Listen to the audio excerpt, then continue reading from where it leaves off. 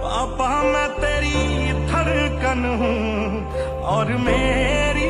आज दोपहर से ही सोशल मीडिया पर खेसारी भैया का ये वाला वीडियो काफी ज्यादा तेजी से वायरल हो रहा है, जिसमें खेसारी भैया हॉस्पिटल में हैं और एक बुजुर्ग व्यक्ति के साथ लेटे हैं। तो ऑडियंस का भाई बहुत ज्यादा सवाल ये था कि क्या हमारे खेसारी भैया के जो पिताजी हैं उनको कुछ हो गया है, जिस वजह से खेसारी भैया हॉस्पिटल में लेकर उनको एडमिट हैं। देखिए दोस्तों, आप लोगों का जब तक आशीर्वाद है, खेसारी भैया की फैमिली को कुछ नहीं होने वाला है। हालांकि जो ये बुजुर्ग व्यक्ति लेटे हैं ये इनके ही परिवार के हैं, मतलब आप कह सकते हैं कि खेसारी भैया के फूफा जी हैं, और उनको देखने के लिए हमारे खेसारी भैया हॉस्पिटल में गए थे और वहीं से ये वाला वीडियो वायरल हुआ, जिसको देखकर ऑडियंस थोड़ा बहुत कंफ्यूज हो रही थी। आइए दोस्तों, हम बात करते हैं दूसरे सबसे बड़ी बात की कि खेसारी भैया की जो फिल्म थी डंस, जिसके लेकर इतनी ज्यादा चर्चा चल रही है, उस फिल्म का जो ऑफिशियल ट्रेलर है वो आपको देखने को मिलेगा 26 जनवरी को, और लगभग 2 से 4 दिन के बाद आपको हो सकता है फिल्म थिएटर्स में देखने को मिल जाए।